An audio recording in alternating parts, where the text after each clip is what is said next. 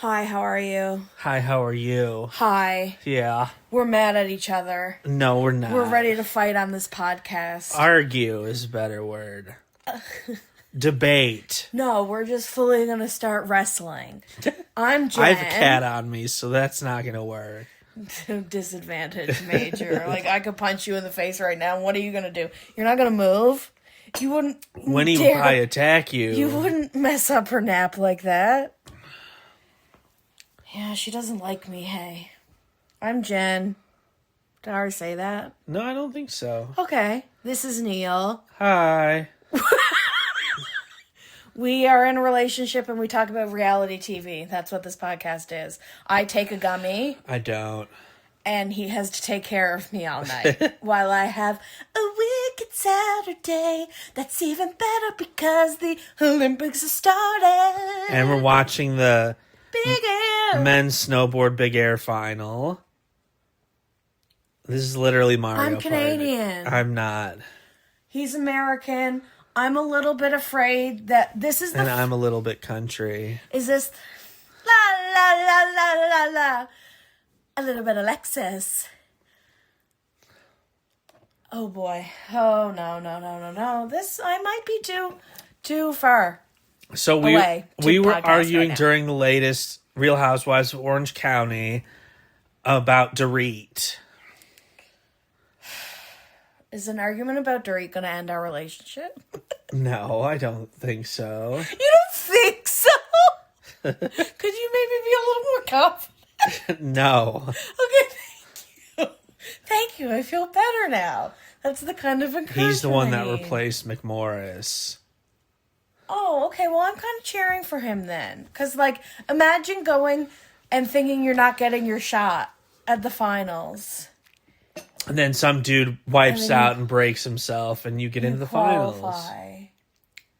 Oh, no. Skid it on his bum. I think it's your best 2 runs out of 3, so you only can afford to... And it's just combined. It's average, like addition, I think, or maybe it is. Just addition? X Games usually does addition. It seems like it's a total because I think that's why the score differential was so much. Because I think some people on the bottom hadn't done their second run yet. This is still the first run, yeah. Wait, so like you're saying the Japanese guy who scored an 89 and the guy who scored a 20-something, that was just their points for one round? Yeah, well, the people that are scoring the spread be that big? Because of what just happened. They didn't land clean. If you don't land clean, you're going to score in the 20s and 30s. Really? Oh, yes. I'm learning so much. To be clear, I've always watched the Olympics since I was a kid. You've watched every sporting event of all time since you were a kid. So this is just really special to both of us. I'm afraid that because he's cheering for America and I'm cheering for Canada that we're going to break up. But I'm also cheering for Canada, so I would be happy if Canada wins anything. No, but you have America on your mind. Like, you woke me up this morning and you were like, America just lost to Great Britain in curling. Oh, and by the way, so did Canada, and now they're basically out. It's like, well, that's the headline. The Canadian news is the headline. Canada's lost 3 in a row and U.S. has lost 2 in a row, so not great. For either team. Okay. Real Housewives. Dinner party. Birthday party. Joint birthday party for Erica and Dorit. We start the episode where we left off, which was Amanda saying that Dorit accosted her at the last dinner party. You know, the one where she didn't tell anyone it was the anniversary of her son's death. Right. And then dropped it in the middle of the conversation with Dorit. And Kathy Hilton gives us the now infamous line, "Was that your dog?" Was that your dog? Oh my gosh, that's not good. Wow, Japanese people are so good at Yes, they always are so good. Do they get snow in Japan? Do they have mountains? Yes, right? That's so cool. Good for them. Gosh, I just love the Olympics. Okay, Real Housewives. You can't make us turn the Olympics off from the background. I love having something that I can turn on 24 hours a day. Right. Like, even if it was 2 o'clock in the morning, there's going to be something replaying. I don't think I've ever seen a cat so comfortable in my life. I want to pick her up and put her in my pocket. No, you don't have pockets. I do, actually. Oh my gosh. Don't pick her up. I'm not going to. I just gotta give her a little sniff. Oh, she smells like cat. Okay, so... Like clouds and sunshine. We're still arguing between Amanda and Dorit, and then Dorit starts going after Kyle, and we both have strong thoughts. Go. So my big problem is... My big problem is you. Dorit keeps blowing a gasket because Amanda and Kyle, and again, I'm no fan of Amanda or Kyle. I think that is important to say. I'm being objective here. They don't keep talking about it. They said it probably isn't a good idea when you're in divorce proceedings to call your ex-husband, soon-to-be ex-husband, a bad father. Or an alcoholic. When you haven't done custody stuff yet, you don't have alimony or child support. Your point is... But my point is, Dorit is the one that keeps putting this out in the air. Which she's allowed to do because she's on a reality show about her real life. Yes. And she's real life going through a divorce right now. So as long as she's on the show and going through a divorce, that is going to be her storyline. If you don't like it, then just argue that Dorit shouldn't be on the show. Oh, she shouldn't be on the show. Okay. She's clearly not in a good place. But then you beg for drama. If these people were in good places, there'd be no drama. Right. So is she playing it up to make drama? No, I think she's really going through this shit. I think we see that. Okay. I think we see that in her frustration of Kyle not understanding her. And this is why I know I am doing it from a more emotional perspective, and I know Kyle is doing it more objectively. Yes, black and white. Should you be talking about your soon-to-be ex-husband, the father of your children, when there's custody hearings to be had, and you don't know if you can pay your mortgage next month? No. In what scenario is it Amanda's job to be making that judgment call and saying it to her on her, second episode of the show? I know that's why you're here. I know you're allowed to have an opinion, but Rachel and Bose are so right. Just support your friend. Right? Bose is just ride or die for her friend anyway. Rachel, who had just filed for divorce that morning and thought she was doing it quietly, so was quite caught off guard when it was in the paper. When I say in the papers, you know what I mean, in the media. So she's looking around and she's saying, so if you're judging Dorit for what she says to her close female friends while going through a divorce, I have to be perfect at all times or you're judging me? And she really had a breakdown because of it. And not only that, she sat at the table and she expressed that. Yeah. And I think both she and Dorit thought that moment was going to be a light bulb moment for Kyle and Amanda. And be oh, holy shit, you know what? Maybe we shouldn't be making these judgments on Dorit right now. Dorit's ultimate frustration is that Kyle cannot just say, you're right, I need to be a better friend. Kyle's saying, here's how I am a good friend. I am being a good friend. You're not letting me be a better friend. And my counter... Everyone is defensive. No one's taking accountability. My counter to that is Dorit keeps bringing it up. So if I say, yes, I'm going to be a great friend, okay, that should be the end of it. But when you keep bringing it up over and over again about how I said this, she said that, well then...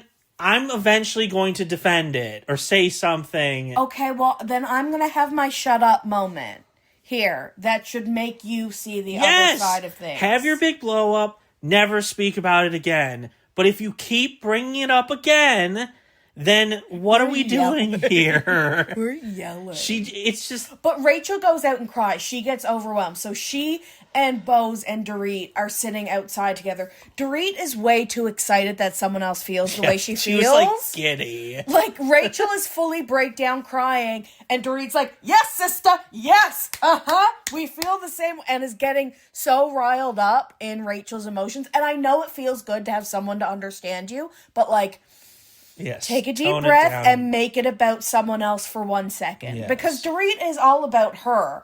Like, hopefully she can admit that. She has a lot of faults in herself. That's what I want to preface by saying, I'm not a Dorit fan either. Me either. But here... Clearly. You didn't need to say that. You was made the point that you're also not Amanda and Kyle. This is another problem I have. You first liked when she was, like, standing up to Kyle. This was the storyline last season. That's what gets you mad. That's why I'm mad that she keeps still bringing it up. But it is also their real lives. So how much can a storyline change season to season when it's just you living your life?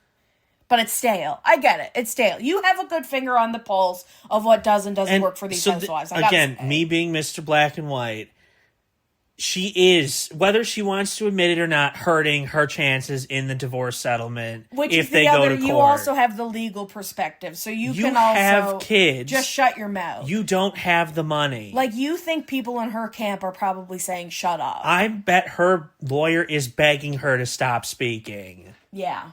Okay. Because what happens when you accuse PK of being an alcoholic and he has proof that he's not, and that she's actually a drinker. Has something on you. Look how many prescriptions she's had, allegedly, something. You don't want the other person to come after you, is what you're saying. And especially when you don't have the money in the relationship. Which I think ultimately Kyle really feels that way. That's why she's speaking so strongly on it. Yes, she is trying to safeguard Dorit from pain further down the line. Right, but it's also because it's coming from a place where she, and you can tell this by the relationship she has with her sisters and just how Kathy acts in general, like, she doesn't want to upset the apple cart. Right. Like, she would never, in her mind, she would never speak poorly of Mauricio, no matter the situation. So in her mind, that means no one else can do that either. But was it Bose or Rachel? I think it was Rachel that... You added up your two best scores. Okay. Yeah. It was Rachel who said, and this was her point, is that, ideally you always want to speak in a calculated way and say the right thing and do the right thing and be perceived the right way. But, like, that's on your best day. And are you just supposed to present your best self to everybody everywhere? Dorit should be pulling the Sutton card and just saying, when all this gets brought up, just say, I can't talk about it. It's a legal matter. Let's move on. But we'd be so mad about that. But it's the reality of it. But how badly do you want? But how badly do you want Erica to acknowledge that she isn't as much of a victim as she seems? I mean, she blatantly calls herself a victim. Yes. She's barely even had screen time this season, which is wild. Same with Sutton. Yeah, like it's all Dorit. Like, she is the focus of the season. And Amanda. Well, Amanda for now. So, like, let's go back to the beginning of the episode where Amanda, millennial Amanda, is taking her phone out to read the definition of accosted because she just said Dorit accosted her at the dinner party. Can I take an issue with that? Yeah. Oh, yes. I hate accosted? Amanda. She's ridiculous. Calm down. But let me count. Not this part. Let me counter what Dorit saying Kyle should have come to me privately. Well, why didn't Dorit take Amanda privately and ask her about what happened? Because now it's a storyline. Because now you're talking to Kyle behind my back. Got it. Okay. So now I'm going to address it at the table where I know there are people who are going to be on my side. So when other people talk about your divorce, it's not okay that it's We're actually public. fighting. We're like using Dorit. And Amanda has like a surrogate right now. Are we like working through something? I still have one more. I have one more big point today. I know you do. Make it, because I'm going to drop my bomb. Oh, well, no, because mine's more later. No, do it. No, you're right. Let me just go. You go. Because I have 2 points to make. Okay. And I hope both of them shut you up. Got it. Number 1. I'm going back to accosted, because I don't think we've held Amanda's feet to the fire enough for that. When people bring out their phone to read definitions, that automatically pisses me off. But I was already pissed off at that point because she used the word accosted, which is so... Dorit was not accosting her, no. So dramatic. I understand people have lived experiences. Like, that's a moment where Amanda would be like, that's my truth. I was accosted. And she did say that later in the episode. Did she really? That's my truth. You have like a radar for that because you hate it so much. But just from a 5-minute glimpse of her, don't you know that she's someone who says my truth? 100%. That's why we don't like her.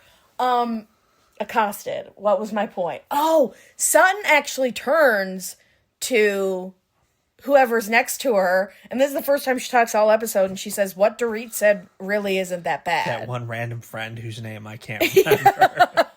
And the other random friend, or the same one, came to Dorit's defense too, and kind of helped her explain, because here's where we had another fight.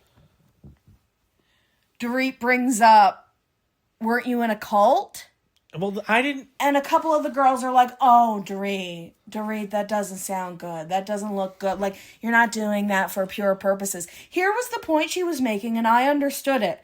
Amanda, right before this, I mean, this is important information. Amanda, before that, says, I left that dinner party crying.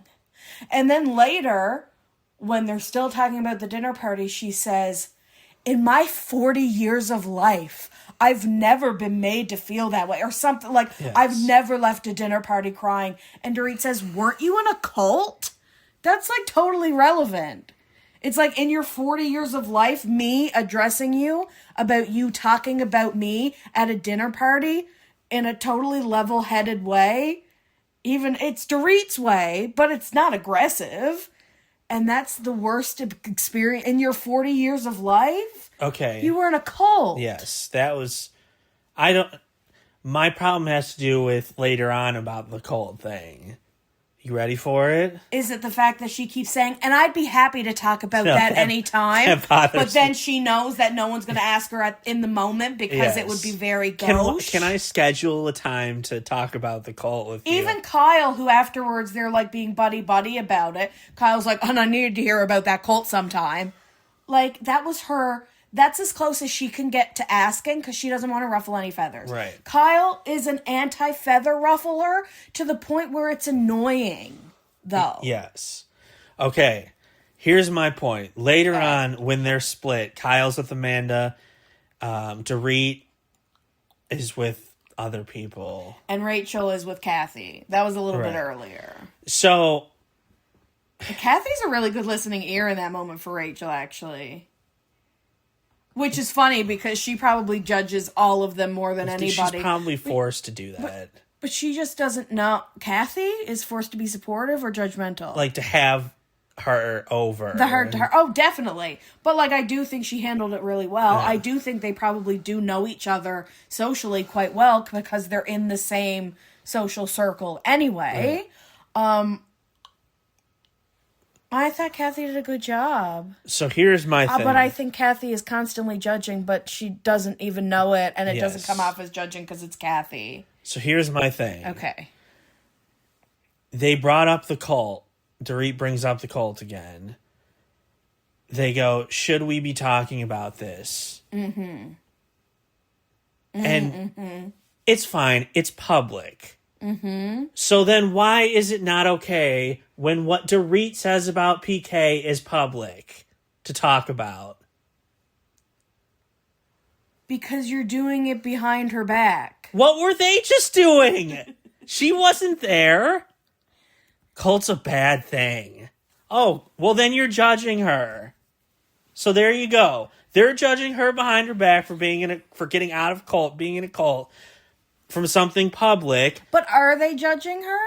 Did you hear what they were I thought they were still just making the judgment of you probably had some really bad situations in your life. That's a really bad thing to be in a cult. I still don't think they were making judgment calls on her. To say that you were in a cult, that's a really bad thing. Okay, yeah, that is judgmental. Yeah. So... I still think... I think they're all shitty. Everyone sucks here.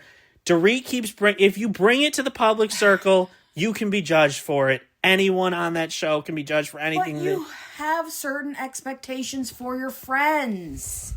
And Amanda is barely a friend. Here is my point. Okay. And this is my ultimate emotional point. Coming from someone who has been through an experience like Dorit minus the kids.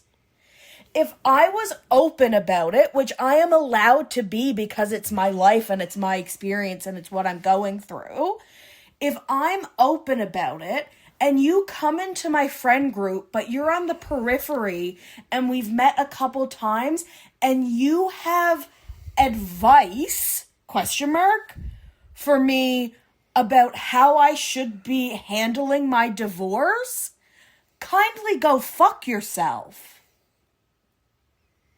I wouldn't have taken that well. Okay. So Dorit has the space right now to not take that well. So I think it's a totally legitimate response. So if they bring up the cult to Amanda, will she get that same grace? If they bring up negative implications of her being in a cult and leaving the cult. I mean, it doesn't seem like she's implying the cult traumatized her like Dorit's divorce is right now. I'm not trying to, weigh trauma, but obviously these women are. My point is, Dorit should take a season off of the show, get through her divorce, come back on. She's clearly not healthy. Two things can be true at the same time. Kyle can really feel like she's protecting Dorit. Yes. And Kyle can be doing the wrong thing as someone who's supposed to be a good friend. Kyle also keeps being put in the middle of it too because she keeps going to Mauricio. Right, that's the other element. And Dorit keeps looking at her and basically begging, be a good friend to me. And Kyle can't do it because objectively she sees right and wrong and she thinks Dorit's in the wrong. So, Kyle is defending PK way too much, and that's the real issue here. And Dorit's more mad at Kyle than she is at Amanda. And when they did show the flashback to the episode where they're having the dinner party, Amanda doesn't have the immediate reaction of, oh, well, she shouldn't be saying that about her husband. They're right. She kind of makes just a flippant remark about it, and then when it's Kathy or someone who says, oh, but should she be doing that? That's when she's like, oh, maybe not to the father of your children. She does just make an offhand comment that doesn't seem like she's that invested one way or the other. I think Kyle also... used it. Kyle's the bad guy here. Yes, she also just should stay out of it because she can't... If she can't do it without defending PK, then she needs to shut her mouth. Right, yes. Shutting her mouth just altogether. She should not... jump on the PK is a bad person train. Absolutely that doesn't, Because if she divorces Mauricio, then he says, look what she was doing to this, in this situation. No. A girl's girl can defend her girl without defaming? I might as well use that. The husband. Yes, just... She doesn't have to use the word alcoholic. She doesn't have to make a judgment call about his parenting. But she does need to up the support for Dorit. And she can be anti-PK in general. You know? She can be like, oh, I'm not on PK's side. Without giving a why. Right. Besides the why being, well, Dorit's my friend. Right. That's your why. Dorit's your friend. Kyle should be doing a better job. And I think that's why Bose is so on Dorit's side, because she sees right and wrong through that emotional lens. And to her, objectively, which is so funny, because then isn't it subjectively, because you feel so differently about it? To Bose, objectively, Kyle is being a bad friend. Right? But we said both of those things are true. She's being a bad friend, and maybe she's right that Dorit should shut her mouth. Yes. It needs to come from someone else, like her lawyer. Kyle doesn't need to be the one to say it, even if it's how she feels. And if she does feel, then do it privately. I don't think anyone can get to Dorit. So, yes, everyone should stop talking. I think Dorit is in like a manic... Allegedly. That's not what she needs right now either way. Exactly. When you're looking at a friend and you're saying, this is how I need you to be my friend right now, the friend either can give that grace or can't. If you can't, then you need to back out of it, which is your point. Right? Like, don't talk about it at all. Don't talk to Mauricio about it. Don't get involved. Don't freaking text PK memes. Like, literally stay out of it. Like, when she had that huge blow up about her kids going to Florida. Like, all she needed was support. There was nothing anyone could have said to reach her about anything. But yes, all she needed was... But all Kyle could do in that moment, it's like it's her compulsion is to be like, oh, well, I don't see what's wrong with their father just meeting them there. Like, just let him meet him up there. Right. And Dorit's point of needing to feel in control is like, but, you know, maybe he hasn't seen them in 2 months. So I'm not comfortable that the first time he sees them, I'm not there. Right. You know, we don't have that whole story. And assuming that Kyle doesn't either, you give the friend the benefit of the doubt. Boo Kyle. Kyle sucks. She was the worst. And not even yay Dorit. Yay Bose and Rachel. I like Bose and Rachel. I wish Bose would find someone better. What then? The guy she's Keely? with? Like, does he even have a job? I think he's an actor. Really? Can we look up his net worth after? Like, I'm just protective of my girl. Sadly, her... I don't think... Do people like Bose? I don't know. I don't know if people have much of an opinion about her, because she hasn't been, like... she hasn't been very divisive. Like, unless you really hate Dorit and you hate that she defends her. This season is hard because 90% of the coverage is Dorit and Amanda. And, like, a funny quip from Jennifer Tilly and Kathy Hilton every once in a while. Like, Dorit has become the focus of Beverly Hills. She's working for her money. Oh my gosh, Heather Dubrow posted a picture. I think that, yes, right, because the finale of the road trip was in Orange County, and Tamara and Shannon allegedly have this big blow up, so we, like, have to watch it. There's the door. There's the door, Shannon Bador. Who, guys, I ate a fried chicken sandwich from a fried chicken establishment tonight, and it was probably the first one I've had since I was like 16 years old. It's not good. That's sad. And it was probably very expensive. Oh my gosh, so overpriced. That's the state of the world.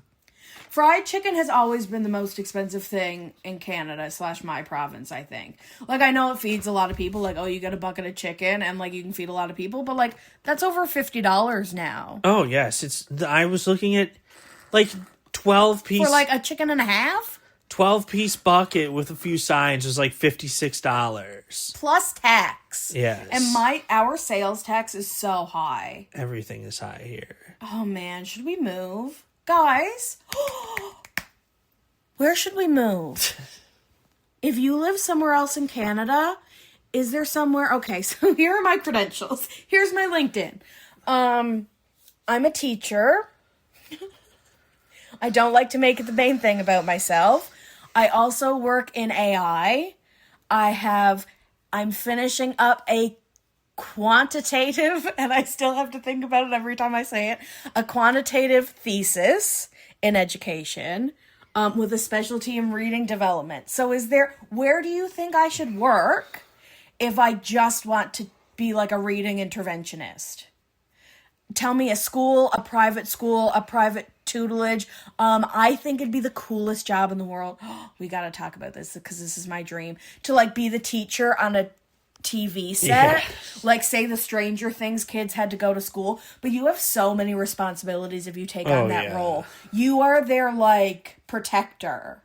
Like you're the one who enforces that their lunch breaks are long enough and that they get their nutrition and they get their 3 hours of school and they don't work over so many hours a day and all of their breaks are this long. We brought this up because Warner Brothers / HBO built a school at Leavesden again, filming the new Harry Potter series. That I'm gonna get choked up. That would be my dream. They probably wouldn't hire me because they're British and they're like, "What is your accent?" But at least I'm not American. Yeah, I think they would like me because I'm Canadian. And they also So had where should we move? one built for the Game of Thrones spinoff, not the new one. Did they? The House of Dragon. Yeah, they had at Leavesden. I'm gonna cry. I think that would be such a cool job. Oh man, here I go. All right. On that note, let us know. And Where should we move if I would like to do that job? I want less stress though. So like literally only tell me if it's I'm going to now name all of my requirements. It has like a reasonable income. The cost of living is reasonable. Me and Neal could actually buy a house there. And then the requirements for the job of I want to stop coming home crying. So I would like to have less stress. I would like to have fewer students and enough supports to address the needs of all the students who are there. I would like a reasonable caseload. And I would like to feel safe in the town. So this can be America or Canada. Where should I go to teach reading? Should I just tutor, like, virtually? Like, work for a company and then branch out on my own? I could probably charge, like, families $100 an hour. oh, I'm sure you could make that a business, yes. But, like, $100 an hour is nothing anymore. 150. That's crazy. Like, a couple whose combined income is $100 an hour are, like, just doing okay. Like, just have the things you need, you know? So how are people doing it on $15 an hour? They're not. I'm gonna cry. Okay, we're gonna go. Oh, Bye, man. guys. Thank you for listening. Bye.